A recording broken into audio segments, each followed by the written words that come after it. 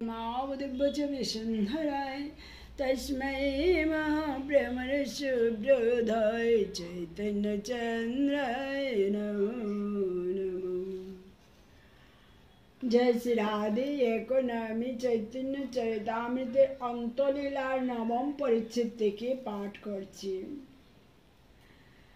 শ্রী চৈতন্যদেবের অসংখ্য পরম ধন্য ভক্তগণের প্রেম বন্যা ভক্তিহীন জনগণের হৃদয়রূপ মরুভূমিকে নিরন্তর প্লাবিত করেছিল, অর্থাৎ অভক্তগণকেও প্রেম বন্যায় ভাসিয়েছিল। এইভাবে শ্রীমন মহাপ্রভু নীলাচলে বাস করেন। তিনি কৃষ্ণ প্রেম রঙ্গে অবিরাম বিহার করেন। সদা সর্বদা তার অন্তরে বাহিরে কৃষ্ণ বিরহ তরঙ্গ।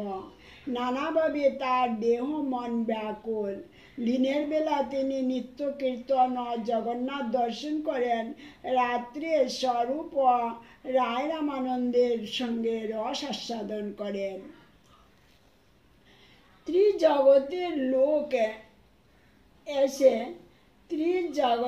লোক এসে প্রভুকে দর্শন করেন। মনুষ্য বেশে দেব, গন্ধর্ব, কিন্নর, দানব সকলে প্রভুকে দর্শন করতে আসেন। প্রহ্লাদ, বলি, ব্যাস, শুকম প্রভৃতি মুনিরা এসে তাকে দর্শন করেন। বাইরের লোক দর্শন না পেলে চিৎকার করেন। তখন প্রভু তাদের দর্শন দিয়ে বলেন, কৃষ্ণ নাম করো। এদিকে একদিন একজন লোক এসে প্রভুকে বললেন, রায় ভবানন্দের ছেলে রায় রামানন্দের ভাই গোপীনাথকে রাজা গ্রেপ্তার করে চাঙ্গে চড়িয়েছে। তার তলে খড়গ পেতে তার উপরে তাকে নিক্ষেপ করবে। প্রভু বললেন, রাজা এভাবে তাড়না করছেন কেন? লোকটি বললেন, রাজার করের মধ্যে 2 লক্ষ কাহন করি সে বাকি রেখেছে, তাই রাজা তাকে তাড়না করতে উদ্যত হয়েছেন।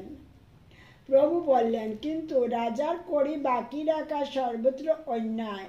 রাজা কখনো অন্যায় করেননি। রাজার করি বাকি রাখা বা তা অন্যথা ব্যয় করা অন্যায়।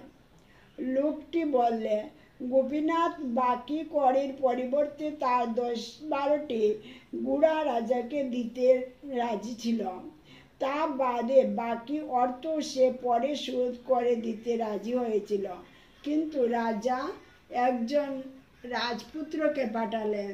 তার সঙ্গে গোপীনাথের বাদানুবাদ হয়। সেই লোকটি এসে রাজাকে নানা কথা লাগায়। তার ফলে ক্রুদ্ধ রাজা এই আদেশ দিয়েছেন।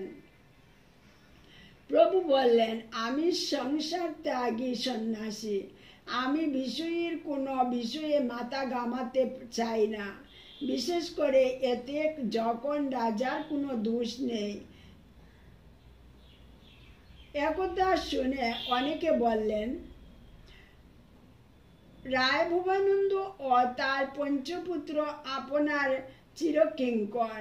তার বিপদে যদি একটু কৃপা করেন তো বড় ভালো হয়। প্রভু বললেন, আমি ভিখারি সন্ন্যাসী। আমি কি পথে পথে ভিক্ষা করলে 2 লক্ষ কাহন করি কেউ দেবে?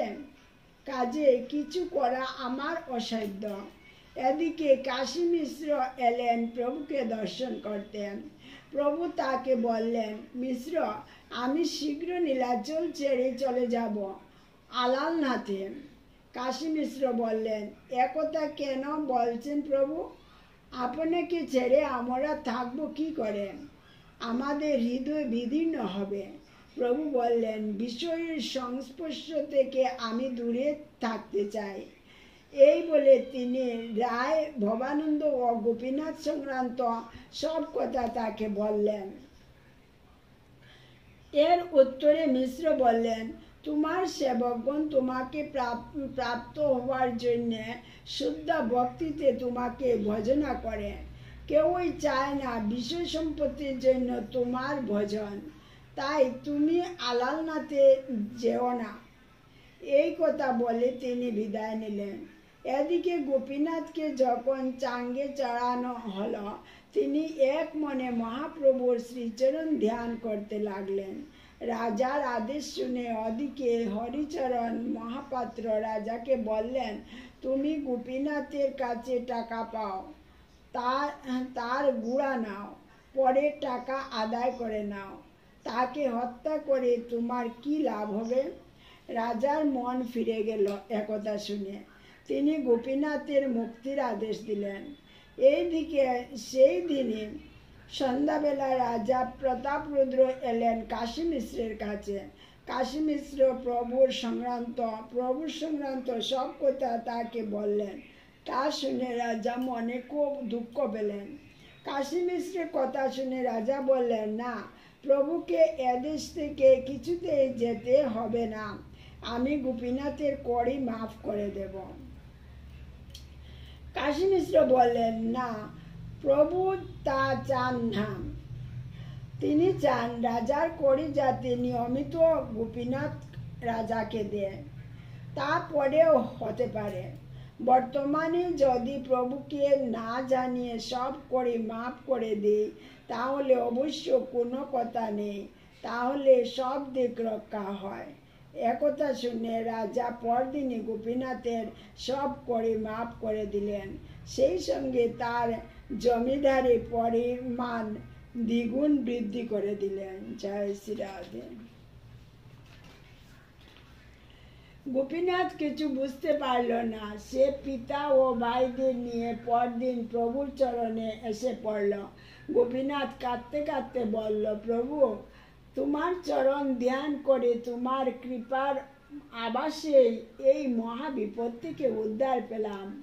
এখন আমাকে সর্ববিষয় ত্যাগ করিয়ে তুমি সন্ন্যাসী করো। তোমার জন্য সনাতন রামানন্দ রঘুনাথ সর্বস্ব ত্যাগ করল। আমাকে তাই করে দাও প্রভু। প্রভু বললেন, না, তুমি সংসারে থাকো, তবে তুমি যা অর্থ পাবে সর্বাগ্রে রাজার কর দেবে। বাকি অর্থ দান, ধ্যান, বৈষ্ণব সেবন করে নিজের প্রয়োজনে সামান্য অর্থ ব্যয় করবে। কদাচ যেন এর অন্যতা না হয়। অসৎ ব্যয় করলে ইহলোক পরলোক উভয় লোকে বিনষ্ট হয়। একথা প্রভুর মুখে শ্রবণ করে ভক্তবৃন্দ আনন্দে হরিধ্বনি দিয়ে উঠলেন।